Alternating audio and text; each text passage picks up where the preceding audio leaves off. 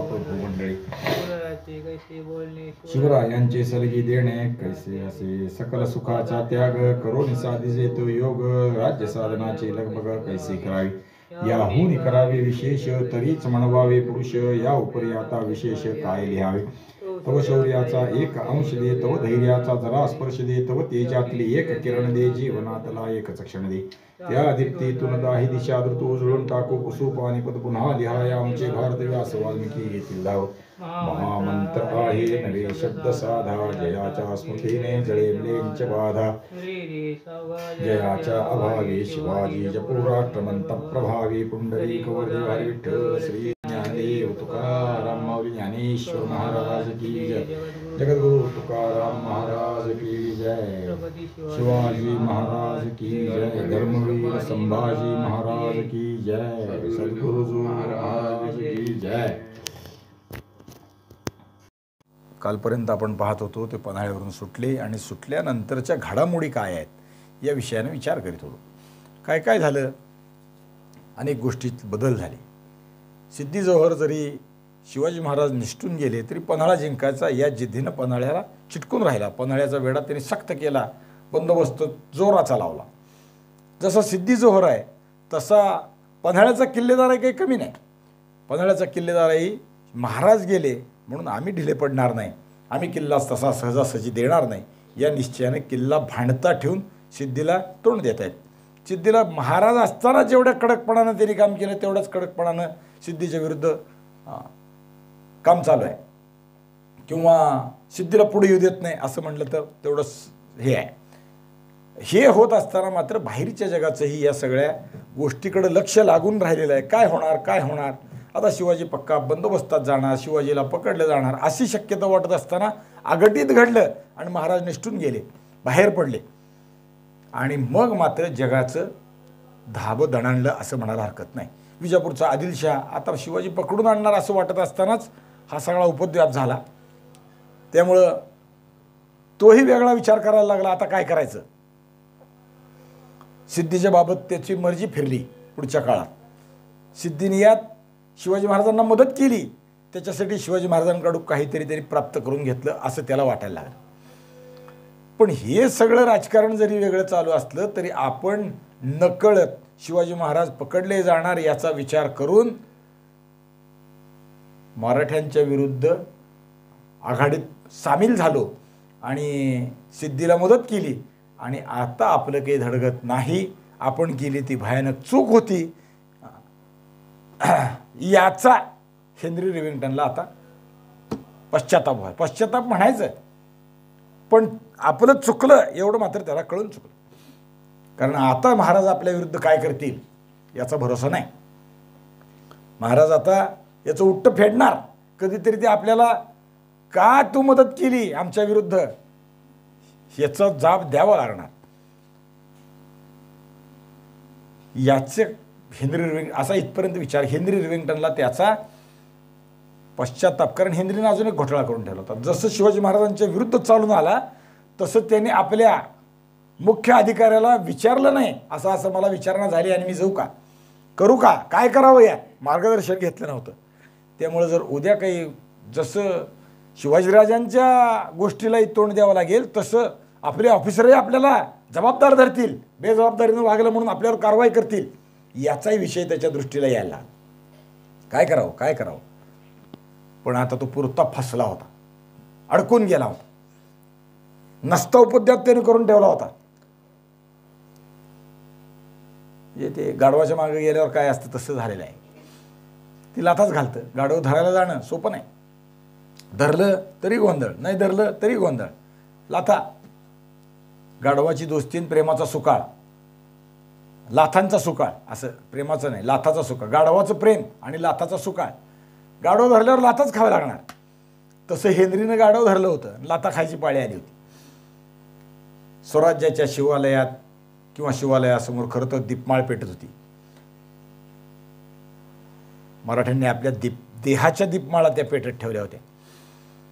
महाराजांना महादेव मानून ती सगळे मराठी लोक प्राणाची बिलवदळं त्या महादेवावर अर्पण करत होते. अशाच इतिहास पुरुषोत्तमाने हा इतिहास घडवला आहे. महाराजांच्या ओंजळीत ती बिल्वबळ टाकली होती. तुम्हाला पाहिजे तेव्हा महादेवाला व्हा, बस. प्राण आपले पण ओंजळीत महाराजांचे आहेत. बाजीप्रभू अशाच अनेक वीरांपैकी एक महत्त्वाचं नाव, म्हणून आपल्याला ते कळतं किंवा लिहिलेलं आहे म्हणून कळतं.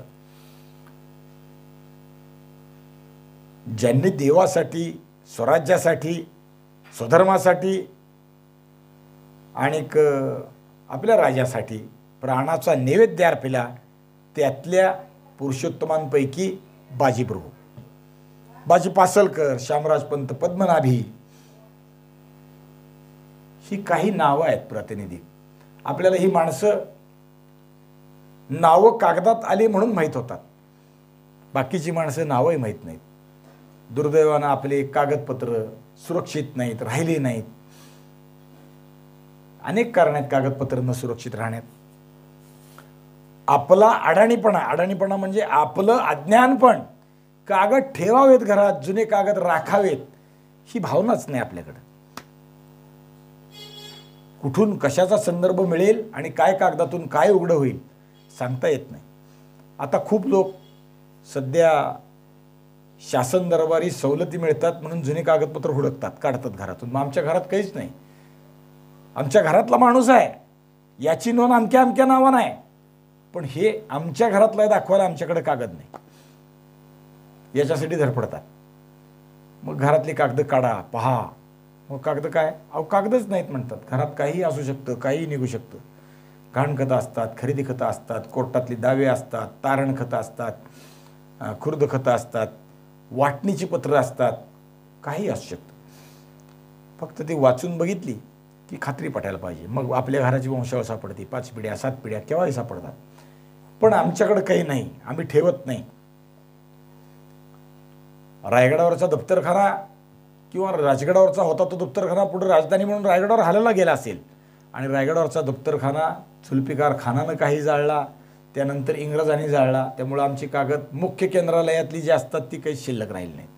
पण ज्यांच्याकडं पत्र लिहिली गेली अशांकडं काही कागद आहेत, तिथं ती पत्र सापडतात, उपलब्ध होतात. कालच एक गोष्ट वाचली मी, एक गोष्ट म्हणजे एक विषय वाचला. देहूकर घराण्यामध्ये छत्रपती शिवाजी महाराजांच्या शिक्क्याचं अस्सल कागद आहे, पण त्यांच्यातल्या काही वादविवादात ते कोर्टात दाखल आहे. त्यामुळे त्या कागदाचा विषय बाहेर बोलता येत नाही म्हणून ते दाखवत नाहीत आणि सांगत नाहीत, उद्घृत करत नाहीत. खरं तर मला असं वाटतं की हा कागद तुमच्या कोर्टातला वापरायचा आहे, त्या हिशोबानं वापरा, काही हरकत नाही. पण हा कागद हा महाराष्ट्राचा इतिहास आहे, शिवाजी महाराजांचा इतिहास आहे, जगासाठी उपलब्ध करून द्यायला पाहिजे. हा केवळ घराण्याचा कागद आपल्या मालमत्तेपुरता न वापरता सगळ्या जगाला उपलब्ध करून दिला पाहिजे. हा आमचा इतिहास आहे. काय आहे यात कळू द्या. शिवाजी महाराजांचा अस्सल कागद आहे असं काल मला वाचायला मिळालं. आता तो कुणाकडे आहे काय आहे मला माहीत नाही, पण एकाने लिहिलं मी अस्सल कागद पाहिला आहे, या घराण्यात पाहिला आहे, पण ते त्यांच्या घराण्यातल्या वादात कोणा कशाच तरी वाद आहे त्याच्या संदर्भात कोर्टात दाखल आहे. असो, त्यांना ती सुदबुद्धी तुकोबारायांनी द्यावी, पंढरीनाथांनी द्यावी आणि तो कागद जगापुढे यावा. कागद आल्याशिवाय त्यातला घाक कळणार नाही, समजणार नाही, समजला पाहिजे.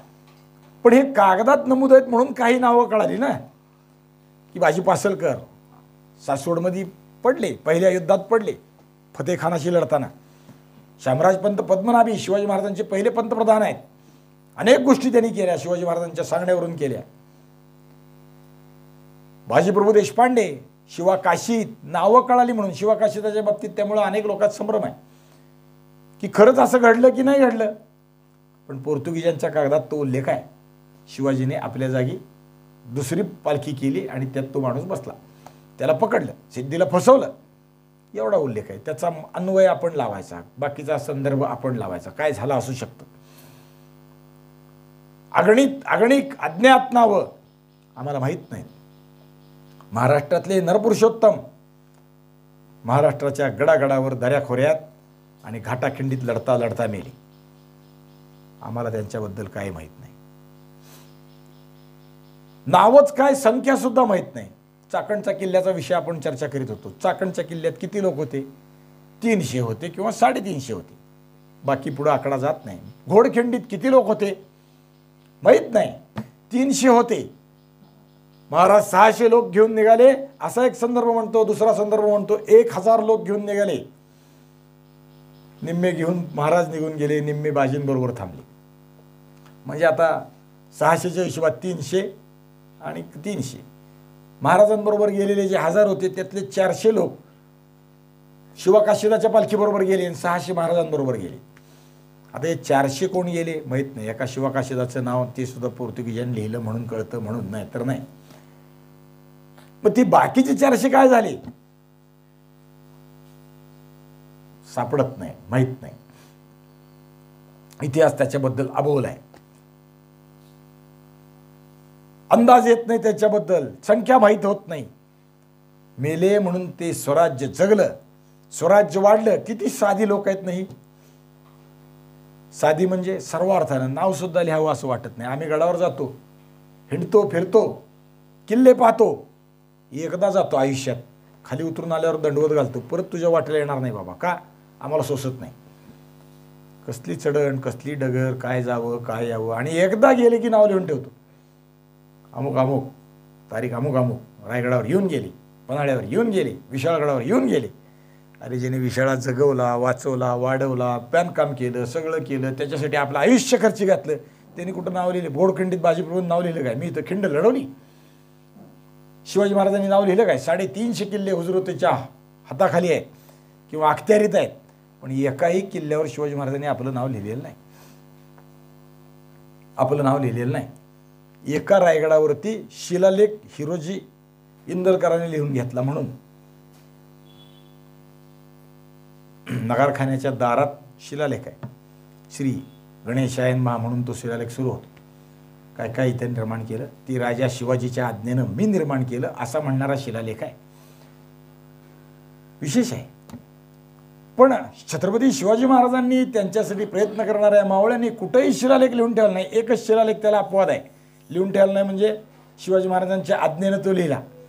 तो रायगडाच्या पायरीच्या दारातला शिलालेख आहे, दाराच्या पायरीतला शिलालेख आहे. सेवेचे ठाई तत्पर हिरोजी इटळकर असा तो शिलालेख आहे. म्हणजे हे सगळं बांधकाम शिवाजी महाराजांच्या आज्ञेनं ज्यांनी केलं त्यांनी महाराजांच्याच आज्ञेनं हा शिलालेख लिहून घेतलेला आहे. महाराज सेवक म्हणून मला एक आज्ञा द्यावी, इथं लिहावा. करावं का? महाराजांनी त्यांना दिलं. जेवढं महत्त्व आपल्या नामदेव पायरीला आहे, जेवढं महत्त्व आळंदीच्या हैबतबाबाच्या पायरीला आहे, तेवढंच महत्त्व या पायरीला आहे. ही पायरी पाहिली की मग लक्षात आलं पाहिजे ही महाराष्ट्राची संस्कृती आहे. खपत खपत सेवा करत करत पायरीतले दगड आपण व्हायचे असतात. कळस होणारा राजा शिवाजी वेगळा आहे.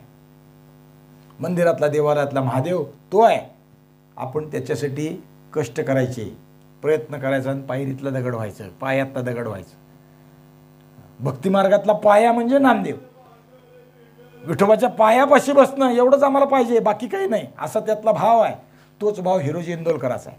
छत्रपती शिवाजी महाराजांचा आदेश पाळणं, त्यांच्या पायापाशी बसणं हे माझं काम आहे, दुसरं नाही. या अर्थाने ते प्रयत्नशील आहेत. सामान्य लोक आहेत. किती किती, कोणी कुलकर्णी आहे, कोणी रामोशी आहे, कोणी मुसलमान आहे, कोणी गावजोशी आहे, कोणी न्हावी आहे, कोणी भंडारी आहे, कोणी प्रभू आहे, कोणी देशपांडे आहे, कोणी देशमुख आहे. सारे सामान्य. कोणी सामान्य शेतकरी आहे तर कोणी तालेवार देशमुख आहे. एवढाच त्यातला फरक, बाकी काही नाही. पण या सगळ्या लोकांनी असामान्य इतिहास निर्माण करून ठेवला आणि आपल्यापुढे आदर्श निर्माण करून ठेवला. निष्ठेच्या बळावर, त्यागाच्या बळावर आम्ही युद्धच काय, महायुद्धही जिंकू शकतो हे यांनी दाखवलं. कारण यांचेच वारस पुढे युद्धात उतरलेले आहेत ना. यांचेच वारस म्हणजे मराठी लोक. दुसरं महायुद्ध जिंकण्यात जे काही इंग्रज यशस्वी ठरले त्यात मराठ्यांचा हिस्सा मोठा आहे, लक्षात ठेवलं पाहिजे. प्रचंड बळाची जुलमी सिंहासनं सुद्धा आम्ही उलती पालती करू शकतो हे या लोकांनी दाखवून दिलं. बाजीप्रभूंच्या विषयानं जो भालजींचा चित्रपट आहे त्यात ते बाजीप्रभू बोलतात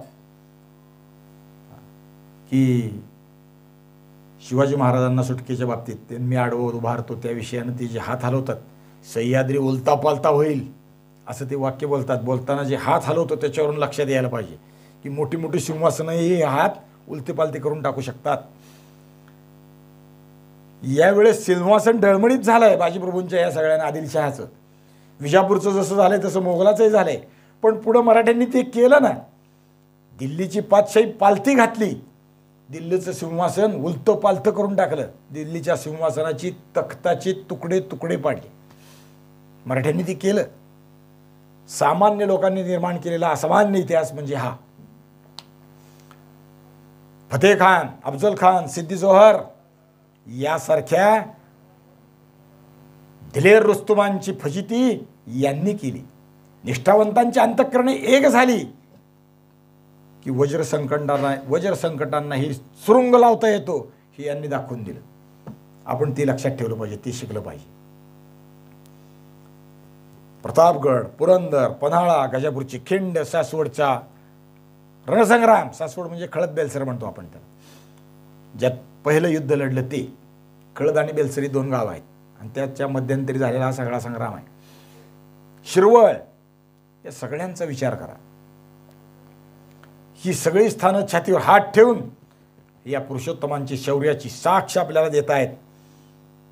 आणि खिंडी, घाट, रस्ते, ही समाधीस्थानं ओरडून ओरडून सांगतायत तुम्हाला इतिहास घडवायचा आहे ना, तुमचं स्वराज्य अजिंक्य राखायचं आहे ना, पुरुषोत्तम व्हायचं आहे ना, आमच्याकडे या.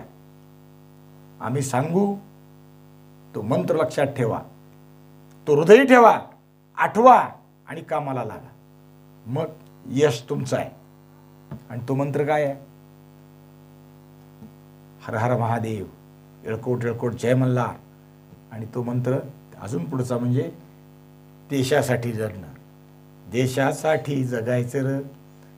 आपण ते गाणं म्हणतो ना नवरात्राच्या काळात, धर्मासाठी झुंजायचं र. ते करणं म्हणजे मंत्र जपण आहे. महाराज आणि बाजीप्रभू ज्या खिंडीनं, ज्या वाटेनं पन्हाळ्यातून विशाळगडाकडे गेले, ती वाट पाहिली ना, या सगळ्या गोष्टीची साक्षी राहते. या वाटेने इतिहास गेला आहे, इतिहास घडवला या वाटेनं, नुसता गेला नाही. या वाटेने धारकऱ्यांची एक महान दिंडी चालत चालत गेली. 300 वर्षापूर्वी ही दिंडी चालत गेली, राजदिंडी. आपण त्या दिवशी विचारही केला ना, रस्त्याचं नावच राजदिंडी. राजा यात रस्त्यानं गेला. दिंडी म्हणजे वाट. दिंडी म्हणजे एखाद्या गढीला किंवा मोठ्या घराच्या दाराला लहानसं दार असतं, दारात पोटदार असतं, त्याला दिंडी म्हणतात. आपल्या अंबळनेकर महाराजांच्या वाड्याला दिंडी आहे, वास्कर वाड्याला दिंडी आहे. म्हणजे लहानसं दार. देवळात सुद्धा एक दार आहे, दिंडीदार, लहान आहे. लहान जागेतून मोठ्या जागेकडे प्रवेश करणे म्हणजे दिंडी, असा त्याचा विचार करता येण्यासारखा आहे. म्हणजे लहानातून सूक्ष्मातून विशालाकडे जाणे, म्हणजे देहातून परमात्म्याकडे जाणे म्हणजे दिंडी. ही दिंडी इथं त्या अर्थानं अवतरलेली आहे. 300 वर्षापूर्वी दिंडी गेली. त्याच्या मृदंगाचे ध्वनी आणि टाळविणाचे निनाद, त्यांच्या कंठातून उठलेले घोष, अभंग अजूनही तुम्हाला ऐकू येतील. पण त्यासाठी कान हवेत, त्यासाठी खिंडीत जायला हवं, मग ते सगळं लक्षात येतं. त्याच रस्त्यानं मी मागेही सांगितलं अभ्यास म्हणून, आणि या रस्त्याचा खडतरपणा काय आहे हा कळावा, आपल्याला त्याची अनुभूती यावी. बाजी शिवाजी आपल्या रक्तात यावेत म्हणून शिवाजी महाराजांनंतर पहिल्यांदा गेले आप्पा दांडेकर आणि बाबासाहेब पुरंदरे. अनेक लोक आता जातात. आता दरवर्षी त्याच्या मोठ्या मोठ्या आयोजनं होतात. याच दिवशी याच रस्त्याने जाणारे लोक आहेत. पंढरपुरातून एक टोळी, ती 17वी आहे शिवाजी महाराजांनंतरची, लक्षात ठेवा. अनिल काका बडवे, चंदा काका बडवे, भाऊसाहेब देशपांडे, जोशी काका आणि चंदू कुलकर्णी हे 5 जण देव होते. हे या रस्त्यानं त्याच दिवशी इथून चालत गेले. 3 दिवस चालायला लागले. शेवट पाणी इतकं लागायला लागलं की पुढे चालणं मुश्किल झालं आणि मग शेवटचे 10-12 किलोमीटर सोडून देऊन रस्ता परत माघारी यावं लागला. 3 दिवस चालायला लागले. आत्ता एवढी अशी परिस्थिती, त्या दिवशी कशी गेली 22 तासात. आताही जात आहेत लोक. आपले बंडा ताते आहेत का नाही, ते आषाढीची वारीला पंढरपूरला आले. एकदा ठरवलं जायचं आपल्याला, पंढरपुरात आले, इथं काला केला आणि काला केला की इथनं बसले आणि पन्हाळ्यावर गेले. संध्याकाळी 6 वाजता पन्हाळ्यावर पोचले. थोडं पन्हाळ्यावर पोचले, बाकी सगळ्या पोराचा मेळ झाला, सगळे आले, बघितलं, काहीतरी खाणं पिणं जास्त थोडंसं केलं की तिथून जे सुटले ते दुसऱ्या दिवशी संध्याकाळी 6 वाजता विशाळगडावर गेले. तात्या गेले, पोरं घेऊन गेले, 15, 12, 18 किती होते मला माहीत नाही, पण बरोबर टोळी होती. खरंच विलक्षण आहे. तात्यांनी शिवाजी महाराजांचा इतिहास जगायचा प्रयत्न केला आहे, तो अशा अर्थाने केला आहे. नुसतं एवढं नाही, मी तात्यांचं अजून एक सांगतो. शिवाजी महाराज आग्र्यावरून सुटले आणि पुण्याला आले, म्हणजे राजगडावर आले. बंडा तात्या तसं चालत आलेत, माहिती आहे. आग्रा ते राजगड तात्या चालत आलेत, बरोबर 12-15 पोरं होती. हो, बंडा तात्या कराडकर. फार कमी लोक आहेत असं राजगड ते पंढरपूरला आलेत. आमचे अजून एक स्नेही आहेत, मारुतीराव गोळे. ते रस्त्यानं येतात, 1 वर्ष 2 वर्ष प्रयत्न चालू आहेत त्यांचे, दरवर्षी येतात. आग्रा ते पुणे गरुड झेप अशा अर्थानं ती मोहीमच करतात. आग्र्यातनं निघायचं आणि पुण्यापर्यंत यायचं. सरदार मारुतीराव पिलाजीराव गोळ्यांचे ते वारस आहेत. आता मारुतीराव गोळे वकील आहेत, पण वारसा आपल्या पूर्वजांचा अशा पद्धतीने जपतात. सगळ्याला स्मरण झालं पाहिजे महाराज कसे आले. सगळ्याला स्मरण झालं पाहिजे महाराज पन्हाळ्यावरून विशाळ्याला कसे गेले. आपण जाऊन पाहिलं पाहिजे कधीतरी. निदान विशाळगडाला गेलं पाहिजे, निदान पावनखिंडीत गेलं पाहिजे, ते पाहिलं पाहिजे. त्याशिवाय कळत नाही. म्हणून त्या रस्त्यानं जाणं, म्हणून त्या रस्त्यानं पाहणं, म्हणून ही स्थानं पाहणं, तिथून ऊर्जा प्राप्त करणं, पुन्हा नवा ज्याला आपण महाभारत घडवायचं म्हणतो ते करणं. आपण रोज तोच जप करतो ना, शिवाजी महाराजांचा जप करतो. तव शौर्याचा 1 अंश दे, तुझ्यातला 1 अंश दे, 100 नको. सूर्याच्या सहस्त्र रश्मीतला 1 जरी कण मिळाला तरी आपलं जीवन उजळून जातं. तसं शिवाजी महाराज सूर्य आहे. तव तेजातील 1 किरण दे, तव शौर्याचा 1 अंश दे, तव धैर्याचा जरा स्पर्श दे, जरासं थोडं दे, जास्त काही नको. जीवनातला 1च क्षण दे, त्या दीप्तीतून 10 दिशा द्रुत उजळून टाकू. पुसू पानिपत, आमचं अपयश आम्ही धुवून टाकू. ते केलं ना. पानिपतला पराभव झाला, पण तो पुन्हा धुवून टाकला. माधवराव पेशव्यांच्या काळात पानिपतचा पराभव धुवून टाकला आम्ही. पानिपतचा पराभव झाला इथपर्यंत गोष्ट सत्य आहे. पण पानिपत नंतर अब्दाली जो माघारी गेला त्यांनी पत्र लिहिलं की मी जातोय, जरी माझा विजय झाला असला तरी मी हिंदुस्थानचा राज्यकारभार करायला योग्य नाही, तुम्हीच केला पाहिजे, ह्या राष्ट्र तुम्हीच सांभाळलं पाहिजे, तुम्हीच सांभाळा, निघून घ्या.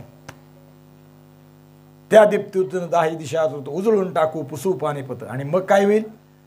आमचा इतिहास लिहायला पुन्हा काय होईल? पुन्हा लिहाया आमचे भारत व्यास वाल्मिकी येतील धावत, पुन्हा ते निर्माण होतील आणि आमचा विजयशाली इतिहास आम्हाला सांगतील. पण त्यासाठी त्या सूर्याची उपासना करायला हवी ना, त्याशिवाय काय पर्याय? आणि हा सूर्य आता काय करतोय? पन्हाळगडावर आहेत, पन्हाळगडावरून विशाळगडावर आले, विशाळगडावर थांबले आहेत महाराज, विश्रांती थोडीशी घेतली आणि महाराज तिथून उठले आणि राजगडाकडे निघाले. जाताना मध्ये बाजींच्या घरी थांबून सांत्वन केलं. सिद्ध हे बाजींचं गाव आहे, तिथून भेटून राजगडावर गेले महाराज. महाराजांना आईच्या ओढीची आस, आईची ओढ होती, आस होती आईच्या भेटीची. आईला भेटलं पाहिजे. लहानगे संभाजीराजे आहेत, केवढा लहान पोर तो, पोराच्या भेटीची आस. पोरग खांद्यावर खेळावं, मांडीवर घ्यावं, पोराला कोणाला नाही वाटणार. पण पुत्रमोह सोडला, मातृमोह सोडला, पत्नीमोह सोडला, बायको मेली त्यावेळेस सुद्धा नाही राहिली आणि महाराज बाहेर युद्धाला बाहेर पडले. साऱ्या कुटुंबियाला महाराज सुमारे 1 वर्षाहून अधिक काळ अजिबात भेटले नव्हते. कितीतरी गोष्टीमधून घडून गेल्या होत्या, घडामोडी उलतापालत झाली होती, मोठ्या मोठ्या घटना घडल्या. राणीसाहेब, सईबाई साहेब मरण पावल्या तारीख 5 सप्टेंबर, भाद्रपदाच्या अमावस्याला त्या गेल्या. पुढे अफजल खानाची भेट झाली आहे. महाराजांचं मन राजगडाकडे ओढ घेत होतं. अफजल खान मारला, पन्हाळ्यात गेले, विजापुरापर्यंत जाऊन आले, कोल्हापूरपर्यंत प्रदेश जिंकला, पन्हाळ्यात अडकले, पन्हाळ्यातून सुटले. आता राजगडाकडे जावं, एवढ्या घडामोडीमध्ये घडल्या आहेत. अतिशय दमलेल्या सैन्यालाही विश्रांती मिळणं महत्त्वाचं आहे, हाही भाग आहे. सतत घोडदौड केल्यामुळं सैन्य दमलंय. त्यांनाही पावसाळ्याचे दिवस आहेत, त्यांनाही विश्रांतीची गरज आहे. पावसाळ्यात सुद्धा मोहीम झाली ना. पन्हाळ्यावरून राजगडावर गेले, राजगडावरून पन्हाळ्यावरून विशाळ्यावर गेले, विशाळ्यावर जातानाचा सगळा रणसंग्राम झाला. विशाळ्यावरून पुन्हा सिद्धीच्या फौजवर तुटून पडले, त्यांचा पराभव केला. आणि मग महाराज तिथून उठले आणि राजगडाकडे निघाले.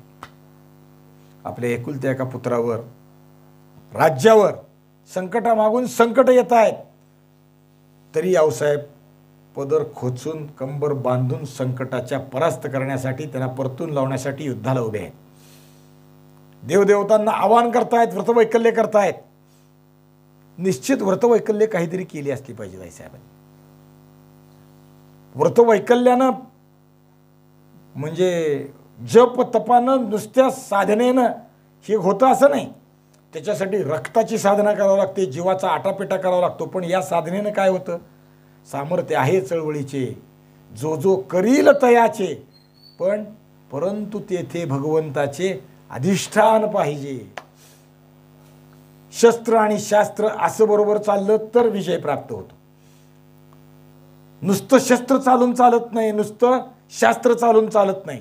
खंडन मंडनाचा काळ मागच संपला, आता ते चालत नाही. त्याच्यासाठी शस्त्राची जोड द्यावी लागते, तर शास्त्र जिवंत राहतं. आणि शास्त्राला शस्त्राची जोड असेल तर शास्त्र जिवंत राहतं. जसं आहे तसं शस्त्रालाही शास्त्राची जोड असावी लागते, तर त्या शस्त्राचा विजय नैतिक असतो. स्वातंत्र्यवीर सावरकरांनी एक वाक्य सांगितलेलं आहे, नुसता शस्त्रविजय जर प्राप्त केला तर तो काय असतो? तो शस्त्रविजय वेगळ्या पद्धतीने विचार करता पाशवी असतो. नुसता शस्त्राचा विजय, ज्या लोकांनी शस्त्राच्या बळावर लोकांना कापून काढलं आणि आपल्या धर्मात परावर्तित केलं, त्यांचा तो विजय पाशवी आहे. आणि नुसता शास्त्रविजय जर शस्त्राची जोड नसेल तर तो पंगू असतो. नुसतं शास्त्र सांगून चालत नाही, सव्यसाची असावं लागतं. शास्त्र आणि शस्त्र दोन्ही बरोबर चालावं लागतं. त्यामुळं आपल्या चित्रपटातलं गाणं आहे असं म्हणा, पण भालजीने लिहिलेलं आहे, धर्म राजकारण समवेत चालती, जरी पटका ही डोलीत नांदती. धर्म आणि राजकारण जर एकात एक हात घालून चालायला लागलं तर ते राज्य सुराज्य होतं. दुर्दैवानं आमच्याकडं ते सेक्युलरिझमचं भूत प्रस्ताव झालेला आहे, त्याच्यामुळे फार त्रास होतो. आईसाहेब व्रतवैकल्य करतायत. माझ्या राजाला यश दे, माझ्या पोराला यश दे, नाही माझ्या राज्याला यश दे. माझं म्हणजे माझं वैयक्तिक नव्हे, या सकल समाजाचं आहे. ते हिंदवी स्वराज्य आहे, सगळ्या हिंदूंसाठी हिंदूंचं राज्य आहे, त्याला यश दे. अन्यायानं गांजलेल्या पीडित लोकांचं ते राज्य आहे, अन्याय करणाऱ्यांचा उच्छेद करणाऱ्यांचं ते राज्य आहे, त्याला यश दे. त्याच्यासाठी व्रत आहे. आईसाहेबांचं व्रत खरंच खडतर आहे. नुसतं महादेवाला लक्ष बिल्वार्चन करणं एवढं व्रत नाही आहे ते. त्या प्रत्येक बिल्वार्चनात एक एक मावळ्याची आहुती पडते आहे. महादेव सहजासहजी प्रसन्न होत नाही, खरं तो आशुतोष आहे, लवकर प्रसन्न होणार आहे. पण इथं पाहिजे तेवढा वेळ घेतल्याशिवाय पुढे जात नाहीत. वास्तविक शिवाजी राजाची आई होणं हे मोठं अवघड काम आहे, आणि ती आई पण ते सांभाळत आहेत. महाराज राजगडावर आले, आईच्या भेटीसाठी अतिशय महाराज अधीर झाले होते, त्वरेनं आले. आल्या आल्या गडावर भेटायलाच गेले. एक पावसाळा संपला होता, दुसरा पावसाळा पहिल्या पावसाळ्यात बाहेर पडले होते ना, सप्टेंबर 1659, त्याच्या आधी बाहेर पडले. अवघ्या काही दिवसात हे गेल्या सईबाई साहेब, आणि प्रतापगडावर थांबली. आणि दुसरा पावसाळा आता संपत आला होता. तिथून प्रतापगडावरून खालीपर्यंत गेले, खालीपर्यंत जाऊन पुन्हा पन्हाळ्यात अडकले. पावसाळ्याचा काळ आहे, दुसरा पावसाळा संपत आला. आता खराब पावसाळा राजगडावर सुरू झाला. माता पुत्राचे दोघांचे आनंद अश्रू वाहिले. एवढ्या दिवसाने भेट झाली, डोळ्यातून पाणी येण्याशिवाय दुसरं काय असतं. राजगडाच्या नगारखान्यात नगारे झाडायला लागले. शिवाजी महाराज आले, नगारा झाडला. महाराजांनी आईसाहेबाच्या पावलावर मस्तक ठेवलं, पायी डोकी ठेवून नमस्कार केला. पाया कसं पडायचं असतं आईबापाच्या, शिवाजी महाराजांचा आदर्श शिकला पाहिजे. शिवाजी महाराजांचं कसं वागणं आहे, 3-4 उल्लेख आहेत, स्वच्छपणाचे आहेत. महाराज राजगडावरून भेटीच्यासाठी म्हणून प्रतापगडावर आले, त्यावेळी आईसाहेबाच्या पायावर डोकं ठेवून पाया पडले. आता पुन्हा राजगडावर आले, परत डोकं ठेवलं. जेव्हा आग्र्याहून सुटून महाराज आले, गोसावी बनून आईच्या समोर उभा राहिले आणि गोसाव्यांनी खाली डोकं पायावर ठेवलं की जिजाऊसाहेब अस्वस्थ झाले. गोसाव्यांनी पाया पडायचं कसं? संन्याशीने माझ्या पाया पडणं योग्य नाही. पण हा संन्याशी वेगळा संन्याशी होता, हा पुत्र होता आणि यानं संन्यास धारण केलेला होता तो संसाराचा. पण संसार कुणाचा? स्वतःचा संसार आहे, पण बाकी जगाचा संसार चालवण्यासाठी संन्यास धारण केलेला आहे. श्रीमंत योगी, योगी माणूस. योग कोणचा? एकच योग, राष्ट्रधर्म. हा तो योग आहे. त्याच्यासाठी संन्यास धारण केला आहे. सगळं शून्य आहे, सोने रुपये आम्हा मृत्तिके समान. शिवाजी महाराजांना अलंकाराचा सोस नाही, सगळं बरोबर असून सुद्धा, कोट्यावधीची संपत्ती असून सुद्धा हे माझं आहे नाही, हे राष्ट्राचं आहे. गरज पडेल तिथं ते खर्ची पडलं पाहिजे. तो खरा संन्यासी. ते पाया पडले आईसाहेबांच्या. आईसाहेबांच्या पाया पडल्यावर आईसाहेब अस्वस्थ. संन्याशीने पाया पडायचं नाही, त्याला उठवून धरलं आणि ते उठवून धरताना शिवाजी महाराज ठसठसा रडायला लागले. आई साहेब किती दिवसाने भेटलो. आणि ती धाबळ होती ना डोक्याला बांधलेली संन्याशी म्हणून, ती पडली धक्काबुक्कीत. ती पडली की डोक्याला अफजलखानाच्या स्वारीच्या वेळेस लागलेली खूण आईसाहेबांनी पाहिलीनं ओळखलं. पोरगा आला. आईसाहेबांना सुद्धा ओळखता आलं नाही. पाहिल्या पोरग इतकं बेमालूम रूप बदलून आले. औरंगजेबाला हुडकता येईल काय? बायलाकराची बरोबर 1 वर्षानंतर भेट होत होती. अफजल खान आणि इतर अनेक दिग्विजय करून मृत्यूच्या दाढीतून महाराज आता माघारी आले होते. तो दिवस महाराजांनी घरात घालवला, आईसाहेबाच्या सान्निध्यात घालवला. आईसाहेब काय झालं असेल त्या दिवशी? किती घटना घडल्या असतील माहीत नाही का? पण अंदाज असा आहे, 1 वर्षभर दोघेही तहान भूक तृप्त करून घेत होते. वर्षभराची भेटीची तृप्ती करीत होते. वर्षभरात घडलेल्या घटनाच्या सगळा पर्वच्या शिवाजी महाराज आईसाहेबाला सांगत होते. काय काय झालं, इथून मी कसा गेलो, कुठे गेलो, काय केलं, कसं जिंकलं, ह्यानं काय केलं, त्यानं काय केलं, ह्यानं पराक्रम कसा गाजवला, त्यानं काय केलं, त्याने कोणचा किल्ला घेतला. म्हणजे एका अर्थानं आपण केलेल्या सगळ्या गोष्टीचा आईसाहेबाला ते झाडा देत होते. आईसाहेब म्हणजे मुख्य आहे, माता आहे, त्यांना सगळं निवेदन करीत होते. सगळ्या गोष्टी महाराजांनी त्यांना सांगितल्या. घडवलेला इतिहास महाराजांच्या मुखातून त्यावेळी ज्यांनी ऐकला ते खरोखर धन्य. कोण कोण होते माहीत नाही. आईसाहेबांनी ऐकला एवढंच माहिती, पण काही लोक बरोबर असावेत, असले पाहिजेत, तेही धन्य.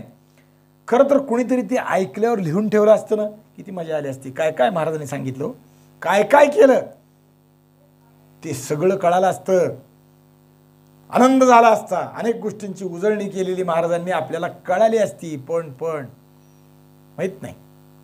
बहुतेक एक मात्र झालं असावं, कवींद्र परमानंदांनी जे लिहून ठेवले त्यावेळेस ते कदाचित उपस्थित असतील आणि म्हणून त्यांनी लिहिलेल्या शिवभारतात हे आलं असावं. पण त्यांनी सविस्तरात लिहिलं नाही, किंवा त्या घटना सगळ्या अशा घडल्या म्हणून सविस्तरात लिहिल्या. पण महाराजांनी सांगितल्या एवढ्यातच त्यांनी संपवलं. सगळं आपल्याला कळतं ते त्यामुळं कळतं, कवींद्राने ते लिहिलं म्हणून कळतं.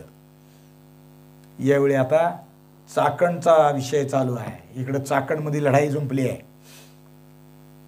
शाहिस्तेखान चाकणला वेढा घालून बसलाय. महाराज राजगडावर आलेत. आता महाराज तिकडचा विचार करायला सुरू झाला. आधीही करीतच होते, पण आता सुटून आलो राजगडावर, पुढच्या कारवाया करू.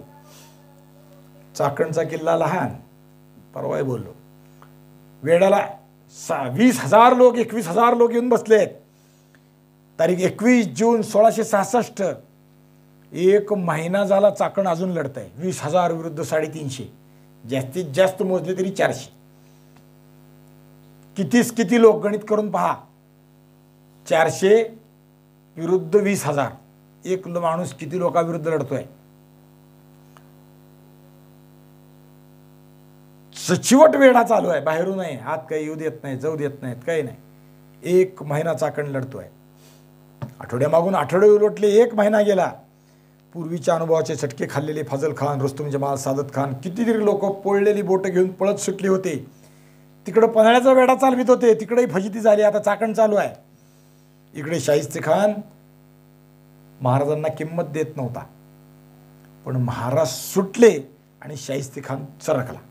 हे प्रकरण काहीतरी वेगळंच आहे.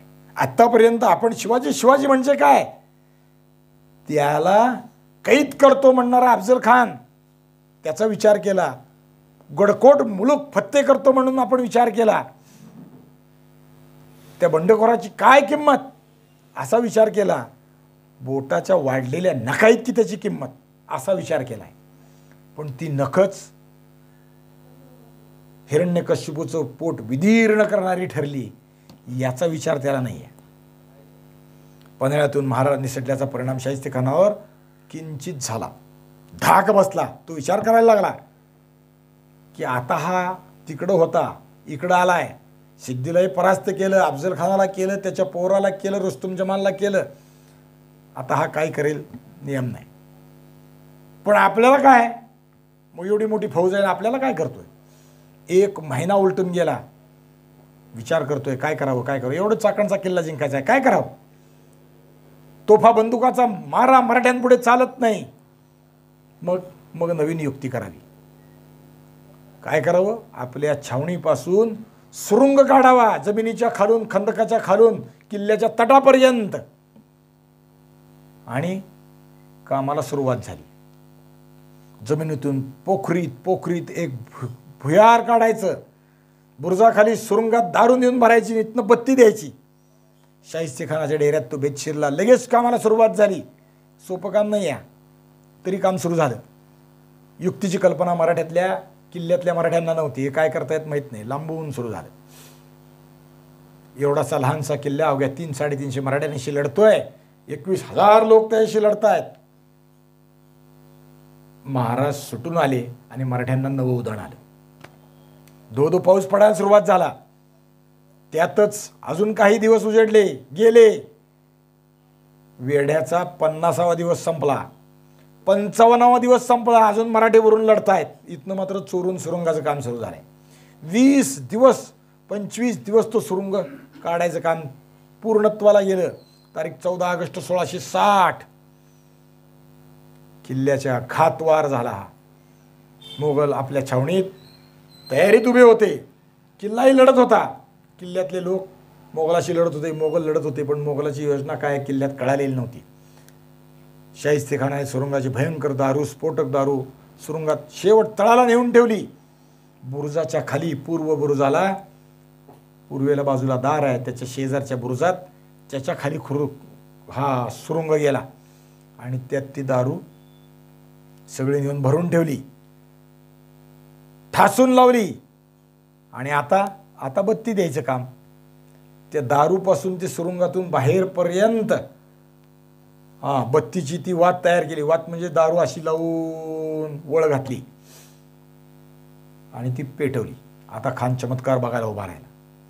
सरसर सरसर सरसर सरसर करत ती आग गेली, आत लांब गेली, सुरुंगात दिसता दिसता पार झाली आणि डांबर बत्ती पेटली आणि सुरुंगाला बत्ती लागली.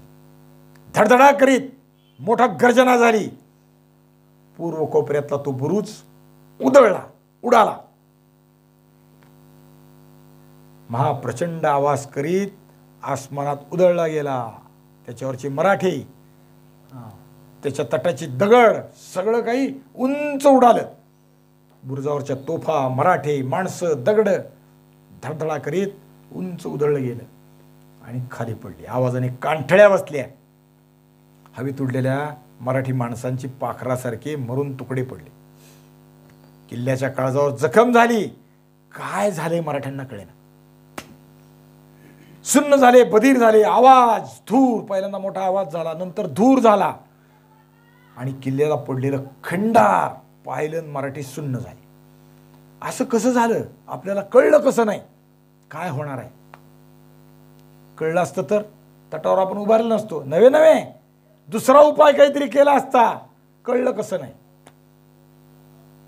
मोगलांची फौज तयारच होती. किल्ल्याला खिंडार पडलं, भिंत कोसळली, बुरुज उधळला. मोगलाची फौज, हजारोची फौज किल्ल्यावर एकदम चालून निघाली. मराठ्यांनी ते दृश्य पाहिलं, आतल्या लोकांनी ते पाहिलं. वास्तविक आत्ता किल्ल्याला एवढी मोठी जखम झाली आहे ना, खिंडार कोसळून पडलंय. कसं करावं, काय करावं. पण मराठी आहेत. एका क्षणात ते भानावर आले आणि जे उरलेले आहेत ती हत्यार घेऊन खिंडीच्या तोंडावर जाऊन उभे राहिले. खिंडाराकडे धावले, पळाले, सगळेच्या सगळे तिथं आले. हल्ला परतवण्यासाठी युद्धाला हाती ढाल तलवार घेऊन, भाले घेऊन, बर्च्या घेऊन, बाण घेऊन ते उभे राहिले. शत्रूचं राक्षसी दळ, किल्ल्यातली चिमुटभर फौज, सामना डोळ्याला सहज वाटतोय. उभा राहिला असता आपल्या पुढं तर हातपाय गळाले असते, पण हे विलक्षण आहेत. आता काही किल्ला केलात, काहीही केलं तरी किल्ला राखणं अवघड आहे. पण हताश हा शब्द मराठ्यांच्या शब्दकोशात नाही. हातपाय गाळले नाहीत, हताश झाले नाहीत, उलट युद्धाला उभे राहिले. शरण जाण्यासारखी परिस्थिती निर्माण झाली तरी सुद्धा युद्धाला उभे राहिले. किल्लेदाराने आणि मराठ्यांनी खिंडारावर ठाण दिलं. तिथं आता रणचक्री सुरू झाली, धुमश्चक्री सुरू झाली. रणांगण तिथं सुरू झालं, लांबून नाही, आता जवळून किल्ल्याच्या कोटावर, परकोटावर तिथं येऊन युद्ध सुरू झालं. हाती येईल ते हात्यावर उपसून मराठा युद्धाला उभा राहिला. किल्ल्यावर भगवा अजूनही खडकत होता. आक्रंदत होते लोक, दिन दिन करत होते आणि त्याला उत्तर हर हर महादेवची पडत होते. रणगंजन सुरू झालं, रणगर्जना सुरू झाली, युद्ध सुरू झालं. मोगलांचा आवेश कितीतरी प्रचंड होता. जांबाज, इस्लाम, शिपाई सलार, हिफ्ज इलाहिरा, पेशरू, गिरफ्त, सरदार शमशुद्दीन खान कमालीची तोडणी करीत होता. त्याचे लोक शौर्याने लढत होते. त्याच्या मदतीला अनेक सरदार होते. त्यात होता भाऊसिंग हाडा राजपूत.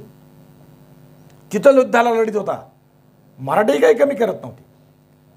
कोसळलेल्या बुरुजाच्या तटाच्या मागून त्यांनी पेटते बाण, हुक्के, गोळे शत्रूवर टाकायला सुरुवात केली. मोठे मोठे धोंडे, गोफणीचे धोंडे मराठ्यांनी शत्रूला मारायला सुरुवात केली. बेसुमार धडाका लावला. सबंध दिवसभर पुन्हा पुन्हा लोक खिंडीवर येत होते. खिंडीवर नाही, तटावर येत होते. आता तटाचीच खिंड करून मराठी लढत होते ना, म्हणून खिंडीवर म्हणालो. आणि पुन्हा माघारी जात होते. दुसरी ताजी टोळी येत होती. इथं मात्र आहेत तेच तेवढेच. तिकडे 300 बाजी लढले तसे इथं 300 लढत आहेत. कमालीची तोडणी झाली. दिवसभर ताज्या दमाच्या फौजा येत होत्या आणि मार खाऊन माघारी जात होते. मराठी मात्र तेवढेच होते. पलटून पलटून शत्रू बदलतोय, माणसं बदलत आहेत, ताज्या कुमकेचे येत आहेत, पण मराठी आहेत तेच तेच तेच. शत्रुसागराशी आगस्तीने कसं एका आचमनात समुद्र पिळाला, तसं मराठी एका आचमनात या शाहिस्तेखानाचा समुद्र पिळण्याचा प्रयत्न करतायत. दिवसभर लढतायत. कुठनं बळ आलं हे? आत्मविश्वास कुठून आला? कुठून चिकाटी आली? हे शिवाजी महाराजांपासून आले. शिवाजी महाराज तव तेजातील एक अंश दे, तुझ्या तेजातला एक अंश दे. तव शौर्याचा जरा अंश दे. हे शिवाजी महाराजांपासून आलं. म्हणून शिवाजी महाराज की जय किंवा शिवाजी महाराजांचा विचार,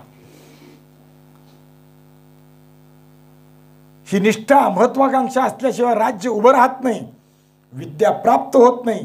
त्यासाठी निष्ठा असावी लागते, वीरश्री आणि महत्वाकांक्षा आणि अभिमान सगळंच असावं लागतं. ते महाराजांपासून यांनी उचललं होतं. तेच मराठ्यांचं सामर्थ्य होतं. महाराजांच्या तालमीत तयार झालेले हे लोक एवढ्या सहजासहजी त्यामुळे शरण जात नव्हते. क्वचित पराभव झाला तर मूळ सामर्थ्यामुळे त्यांच्या सर्वस्वाचा पराभव करणे शत्रूला कधीही शक्य होत नव्हतं. सबंध दिवसभर गडावर झुंज चालू होती. 14 ऑगस्ट अख्खा दिवस मराठी लढली. लक्षात ठेवलं पाहिजे.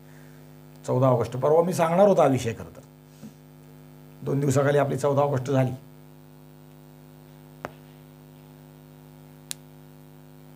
खूप मराठे मेले. शत्रूला मारता मारता मेले. शत्रूला मारिता मारिता मरे तो झुंजेन. स्वातंत्र्यवीर सावरकरांचा हा आदर्श इथून त्यांनी घेतलेला आहे. अनेक गोष्टीतून घेतलेला आहे. त्यातलं एक हे आहे. मोगलांचे किती लोक मेले? 268 लोक मेले. 600 जायबंदी झाले. मराठ्यांचा आकडा उपलब्ध नाही. गडात आहेत किती हो? 300. त्यातले बुरुजात काही मेलेत, 55 दिवसाच्या लढाईत काही मेलेत. आणि रात्र झाली. मोगलांनी रात्र झाली, दिसेनासा झालं आणि खिंडारावरून काढता पाय घेऊन आपल्या छावणीत आले. मराठी मात्र रात्रभर या तटावरच बसून राहिले, पडलेल्या तटावर, पडलेल्या बुरुजावर तिथंच थांबले.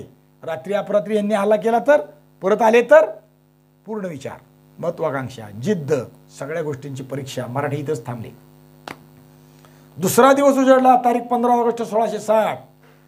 जेव्हा स्वातंत्र्य दिन उगवतो ना, तेव्हा आपल्याला चाकण लक्षात आलं पाहिजे. काय झालं आज?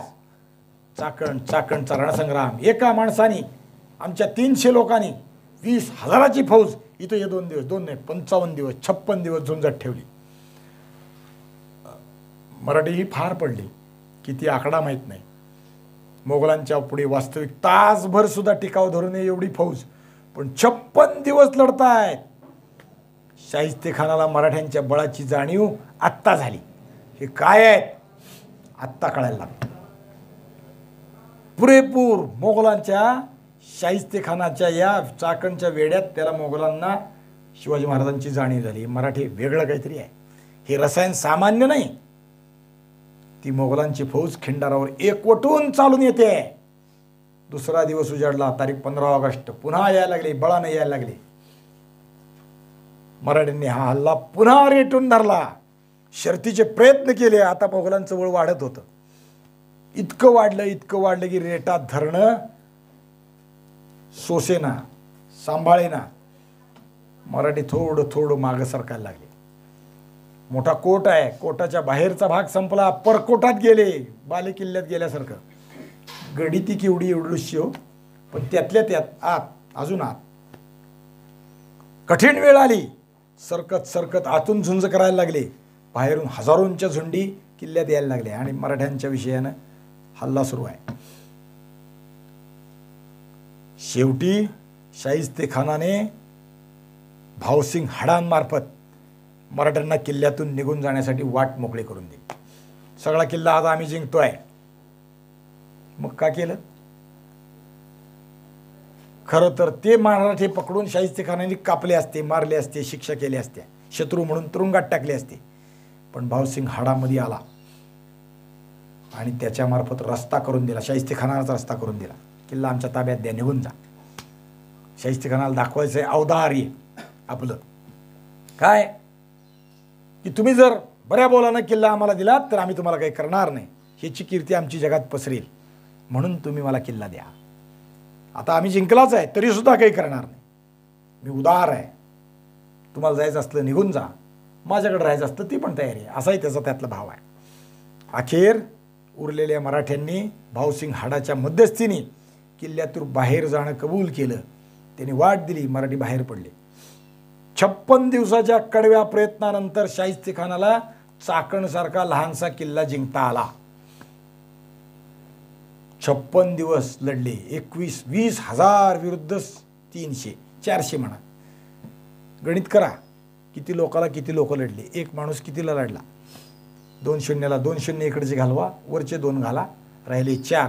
4 म्हणजे 200 भागिले 4, 2 नाही 2000 का 200? टक्का नाही हो, एकाला किती? 5-20. 50 लोकांविरुद्ध 1 जण. कसं काय लढले? अवघड आहे. 50 विरुद्ध 1. म्हणून मी नेहमी म्हणताना म्हणतो ते स्पार्टा, लिओनार्डस हे जे विचार आहेत ना आमच्या पुढे, त्याच जे आहेत. किती विरुद्ध किती लढले विचार करा. शाहिस्तेखानाच्या पदरात यश पडलं. शाहिस्तेखानाला किल्ला मिळाला. आनंद झाला. लहानसा का असेना किल्ला मिळाला. चाकणचा किल्ला पडला. तारीख 15 ऑगस्ट 1660. शाहिस्तेखानानं ही बातमी औरंगजेबाकडे कळवली, दिल्लीला लिहून पाठवून दिली. शिवाजीचा 1 किल्ला आम्ही जिंकला. काय झालं काय नाही ते रोज बातम्या जातात, त्यात गेलाय, पण जिंकला. 1 किल्ला जिंकला. चाकण काही तसा विशेष नाही. भुईकोट किल्ला, लहानसा किल्ला, काही एकराचा किल्ला, वर 300 माणसं असलेला डोंगरी किल्ला लढताना काय होईल कळा. पण या किल्ल्यात मराठ्यांनी 56 दिवस झुंज दिली. लोक मात्र यांचं कौतुक करत नाही.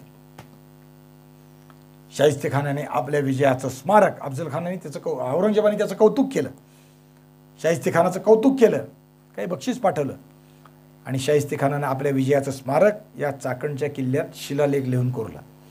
हा किल्ला शाहिस्तेखानाने या दिवशी जिंकला मराठ्यांकडून म्हणून शिलालेख कोरला. आणि म्हणजे शाहिस्तेखानाच्या विजयाचा शिलालेख मान्य आहे, पण मराठ्यांच्या पराक्रमाचा तो शिलालेख आहे असं आपण लक्षात ठेवलं पाहिजे. जेव्हा कधी चाकणला जाऊ तेव्हा किल्ला पहा. या चाकणच्या किल्ल्यातून मधून रस्ता जातो, गावातला हम रस्ता. आता हम रस्त्याच्या डावीकडे थोडासा आणि उजवीकडे थोडासा एवढाच किल्ला शिल्लक आहे. तेव्हा तो किल्ला कधी पाहिला तर लक्षात आलं पाहिजे 56 दिवस कसं लढावं इथून शिकलं पाहिजे. 500 लोकांविरुद्ध एकट्याने कसं लढावं इथून शिकलं पाहिजे. किल्ला पडला, गडी पडली, सुरुंगानं बुरुज ढासळून पडला तरी सुद्धा रात्रंदिवस कसं लढावं इथून शिकलं पाहिजे. निष्ठा, महत्वाकांक्षा, जिद्द, चिकाटी, पराक्रम, तलवारीची शिकस्त सारं काही चाकण आम्हाला शिकवतो असं म्हणतं तर हरकत नाही. आपले एक मित्र आहेत, शिवचरित्राला येत होते ते अशोक महाराज पवार, आळंदीत असतात मुक्कामाला. त्यांनी या चाकणच्या किल्ल्यामध्ये विद्यार्थ्यांसाठी संस्काराचं शिबिरच घेतलं. दोन्ही अर्थानं, एक वारकरी संस्कार पण केले आणि धारकरी संस्कार पण केले. वारकरी म्हणजे धारकरी असतो बरं का. धारकरी म्हणजे शस्त्रविद्येचं प्रशिक्षण चाकणमधल्या गावातल्या पोरांना याच किल्ल्यात दिलं. कसं लढायचं इथून शिकायचं ना, मग शस्त्राचा हात इथून शिका, तिथंच शिकवलं. लाठी, काठी, पट्टा, तलवार, फरीगदगा, विटा, भाला याचे शिक्षण तिथं दिलं. अशोक महाराज पवारांनी चाकणच्या किल्ल्यात ते शिकवलं. लक्षात ठेवा. औरंगजेबाला आनंद झाला. त्याने चाकणचं नाव बदललं. काय नाव ठेवलं? इस्लामाबाद. जिथं जिथं इस्लामाबाद आहे ना ती सगळी नावं मूळ आपली आहेत, किंवा बादे बाद कुठलीही धरा ती पुन्हा आपली झाली पाहिजेत.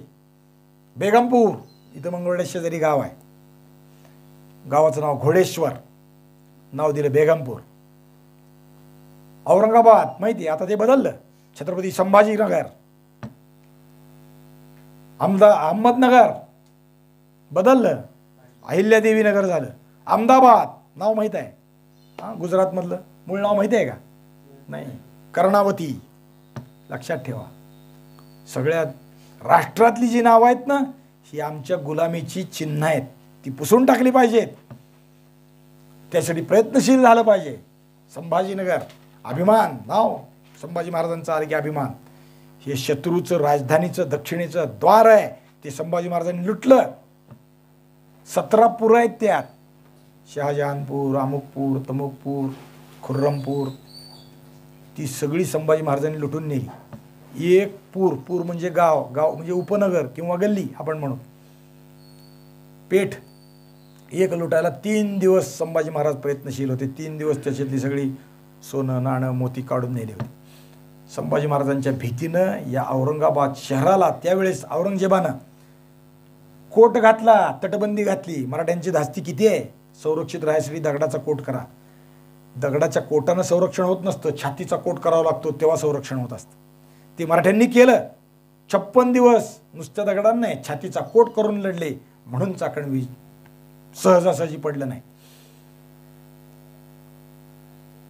इतक्या संकटात पडले असताना महाराजांनी चाकणला मदत कशी केली नाही याचं खरं आश्चर्य वाटतं. पण करतील कसे, मदत पाठवतील कसे?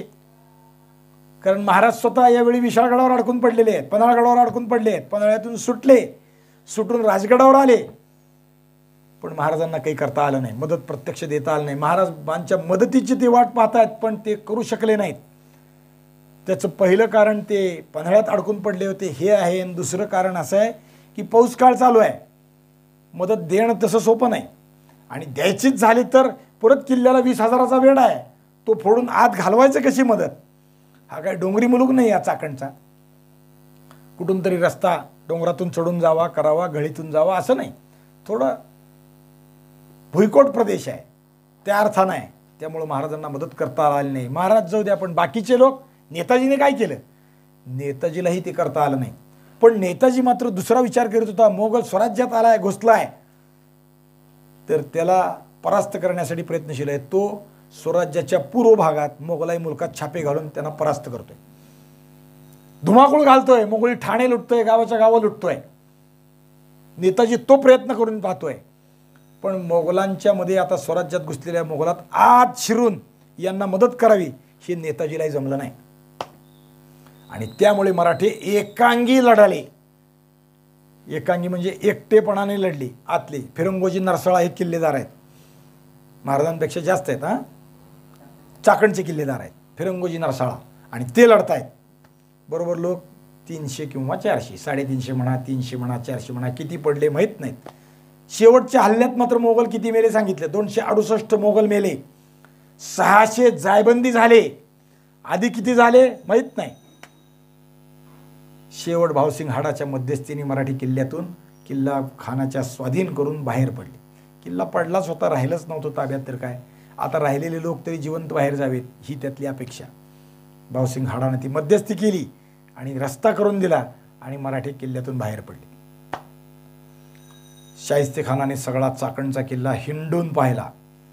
किती वेळ लागला असेल, अर्धा तास किंवा 1 तास. पण तो हिंडून फिरून पाहिला, इथं काय, तिथं काय, इथून काय होतंय, तिथून काय होतंय, इथं काय आहे, गडात व्यवस्था काय आहेत, काय नाहीत. मग ते पडलेला तट आहे त्यानं पुन्हा बांधून घेतला असेल, अजून काही त्याला गरजा पाहिजे त्या निर्माण करून घेतल्या असतील. गड भांडता करण्यासाठी प्रयत्न केला, रसद भरली, सगळं केलं. खान स्वतः पावसाळा संपेपर्यंत याच किल्ल्यात राहिला, स्वतः शाहिस्तेखान. का, आता पावसाळा आहे, 1 किल्ला जिंकला, आता बस, आता पुढचं बघू पुढं. शिवाजी महाराज असे आहेत का? अफजलखानाच्या स्वारीनंतरचा विचार आपण करतो नेहमी. कसे झंझावाताप्रमाणे निघाले, विजापुरापर्यंत जाऊन धडकले. अवघ्या 1 महिन्यात विजापूर हादरून टाकलं. शाहिस्तेखान मात्र सुस्त आहे, याला मोगलाई कारभार म्हणतात. चाकणला यायलाच किती दिवस गेले आपण त्याचा विचार केला. नगरवरून पुण्यात यायला किती दिवस गेले, नगरला आल्यावर किती दिवस थांबला, नगर ते संभाजीनगर याचा अंतर किती, लागले दिवस किती, सगळं आपण बघत आलो. 14 दिवस, 11 दिवस मुक्काम, पुढं परत काही दिवस, 13 दिवस. आता मात्र शाहिस्तेखानाने 56 दिवस लढाई केली म्हणून चाकणचा किल्ला जिंकला आणि जिंकल्यानंतर किल्ल्यात मुक्काम केला. तिथंच तो थांबला. कुठपर्यंत? अश्विन महिना येईपर्यंत. म्हणजे 15 ऑगस्टला किल्ला जिंकला आणि सप्टेंबरच्या शेवटापर्यंत, म्हणजे ऑगस्टचे 15 दिवस आणि ऑगस्ट सप्टेंबरचा महिना, 1.5 महिना चाकणमध्ये तो राहिला. तुलना करायची दरवेळेस आपली त्यांची, मग कळतं. इकडं त्यावेळेस काय चालू आहे, महाराज पन्हाळ्यावरून निष्ठून गेले, पण पन्हाळ्याचा किल्लेदार अजून युद्धात उभा आहे, अजून तो पन्हाळा टाकत नाही. पन्हाळगड अजून सिद्धीजवळशी झुंजतोय, युद्ध करतोय. महाराज पन्हाळ्यावरून जाऊन 2 महिने झाले. जुलै, तारीख 12 जुलै, जुलै, ऑगस्ट, सप्टेंबर, 2.5 महिने झाले, तरीही किल्ला अजून तसाच आहे. ढम्म म्हणत नाही. किल्ल्याची माती सुद्धा गळून सिद्धीच्या हातात येत नाही. लढून काही किल्ला ताब्यात मिळेल असं आता सिद्धीला वाटेना. पन्हाळ्यातून शिवाजी पळून गेलाय ही बातमी विजापूरच्या बादशाला आता समजली. नंतर गेली ना, डाग झाल्यावर कळणार, तोपर्यंत काही नाही. आणि त्याच्या अंतःकरणात जळफळाट उठला. एवढा आटापिटा केला, शिवाजीला पन्हाळ्यात कोंडून धरला, तरी तो पळाला कसा? एवढी फौज, पैसा, तोफा, धन, साहित्य, माणसं खपत असताना, खर्ची पडत असताना तरी शिवाजी पळाला कसा? सगळं पन्हाळ्यावर सोडलं तरी व्यर्थ झालं कसं? आता शिवाजी पुन्हा गवसण्याची आशा नाही. सुटला की सुटला, आता काही नाही. बादशाह अतिशय संतप्त झाला. पण तो संतापला कुणावर? शिवाजी महाराजांवर नाही, सिद्दी सलाबत खानावर, म्हणजे सिद्दी जोहरवर. वास्तविक त्याचा कसूर नाही. प्रामाणिकपणे जास्तीत दक्षतेनं तो वेढा चालवित होता, डोळ्यात तेल घालून. पक्षी सुद्धा इकडनं तिकडं जाऊ देत नव्हता, असं काम करीत होता. पण त्याचं दैव हातबागी ठरलं, महाराजांचं दैव बलवत्तर ठरलं. दुर्दैव बलवत्तर झालं इथं सिद्धीचं. महाराजांनी शरणागतीची हुलकावणी दिली आणि वादळा पावसाचा फायदा घेऊन ते उठून पळून गेले, निघून गेले. तरी जव्हरने मसूदच्या मार्फत महाराजाला गाठण्याची शिकस्त केली. एकदा नाही, 2दा. पहिल्यांदाच शिवाजीराजांचा सोंग घेतलेला शिवा काशीत आडवा आला, दुसऱ्यांदा बाजी आडवी आली. दरवेळी त्याचं दुर्दैव आडवा आलं. माझं नाही, बादशाचं, आदिलशाचं दुर्दैव आडवा आलं असं म्हणायला हरकत नाही. परंतु जौहरवरच बादशाह संतापला, बडी बेगम त्याच्यावरच संतापली आणि ते म्हणाले जौहरने शिवाजीकडून पैसे खाऊन त्याला सोडला असला पाहिजे. पहा, शिवाजी पळणार हे ठाऊक असून त्यानं जाऊ दिलं. यात जौहरनं जाणून बुजून दुर्लक्ष केलं असं विजापूर दरबारचं मत झालं. शिवाजीराजांशी त्याने संगनमत केलं आणि शिवाजीचाही काटा शिवाजीचा नाही, नुसतं शिवाजीचा नाही, जौहरचा आणि शिवाजीराजाचाही काटा काढायचा असं ठरवलं. आता जौहरलाही पाण्यात बघायला सुरुवात झाली.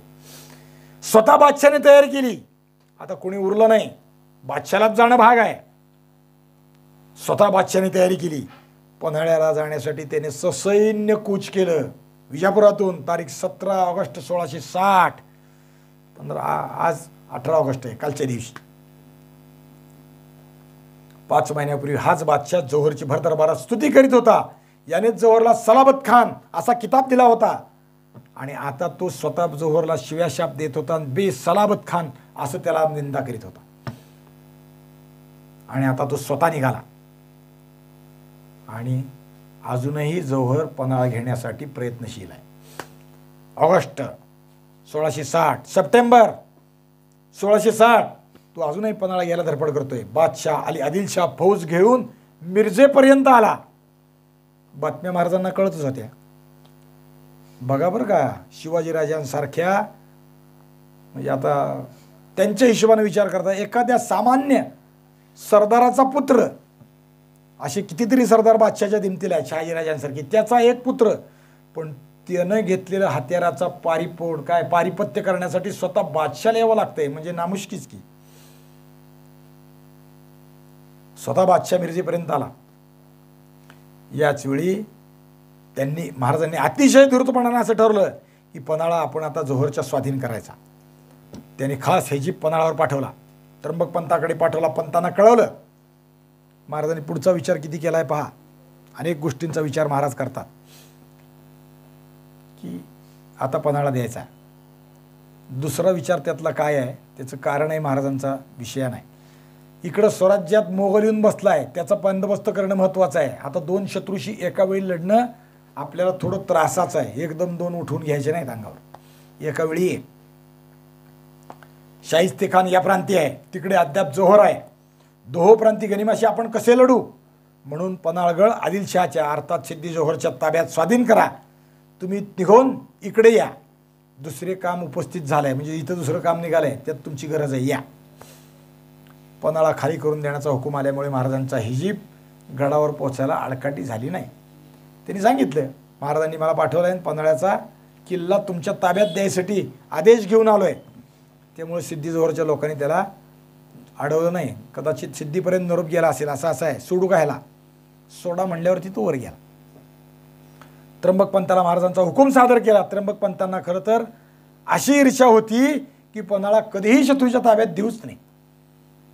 एक सामान्य तिकडं माणूस असणारा आमचा फिरंगोजी नरसाळा 56 दिवस लढतोय, इकडे काय मला हरकत आहे, माझ्यापाशी रसदही भरपूर आहे, माणसंही भरपूर आहेत, किल्लाही मोठा आहे, महाराज गेले म्हणून काय झालं, इथून मी त्यांना काय सोडत नाही. पण महाराजांचा आदेश, ते गडाखाली आले. हुकूम आल्यावर काहीच बोलणं नाही, बोलणंच संपलं.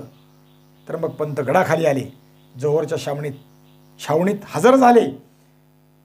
जौहरने पंतांचं मानाने आगत स्वागत केलं. पंतांनी खैरियत पुसली. दोघांनी एकमेकाचं वास्तुपुस्ती केली, आपण कसे. महाराजांशी आता स्नेह जोडण्याची सिद्धीला इच्छा निर्माण झाली. गोडी गुलाबीनं वागतोय. महाराजांशी प्रेम संपादन राहावं. तो दिलदार हृदयाचा सलाबत खान सिद्धी जौहर आता महाराजांचं वैर विसरून स्नेह साधित होता. कारण तसंच झालं होतं. बादशाह आता इतराजी झाली होती ना, बादशाह याच्या विरुद्ध उठला होता. त्र्यंबक पंतांनी जौहरच्या ताब्यात बिनशर्त पन्हाळा देऊन टाकला. तारीख 22 सप्टेंबर 1660 गडावरचा भगवा झेंडा उतरला. पन्हाळा आदिलशाही सैन्याच्या ताब्यात गेला. त्र्यंबक पंत आणि मराठी लष्कर आपल्याबरोबर असणाऱ्या वस्तू घेऊन पन्हाळा सोडून राजगडाकडे निघाले आणि लवकरच महाराजांच्या पुढे हजर झाले. लवून महाराजांना त्यांनी मुजरा केला. महाराज आता पुढचं काम सांगा. बादशहाने मिरजेहून आपला एक सरदार शाह अबुल हसन याला सिद्धी जोहरकडे पाठवलं. बादशाह मिरजेत थांबला. हेतू हा की जोहरचे उघडे डोळे उघडून त्याला बादशाही चाकरीत रुजू करावी. खरं तर बादशाहीच चाकरी आहे, पण ह्याला काय वाटतंय, शेने बंड मांडले, शिवाजीराजाला सामील झालाय असं वाटायला लागलं. बादशाहचं असे पक्के समजून चालला होता की जोहर आपल्या विरुद्ध वागतोय, फितूर झालाय, बंडखोर झालाय.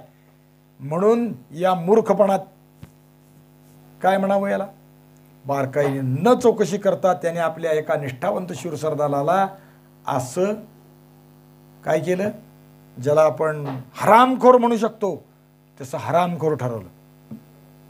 पुढं काय झालं त्याचा विचार आपण उद्या करू. पुंडलिक वरदेव हरी विठ्ठल श्री ज्ञानदेव तुकाराम विठाल विठाल विठाल.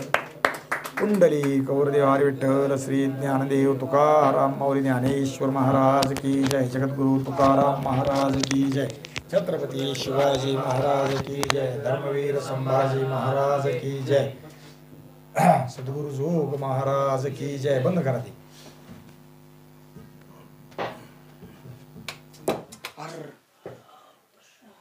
काय झालं घोटाळा, लाईव्ह चालूच राहिले का, एंड करायचा आधी.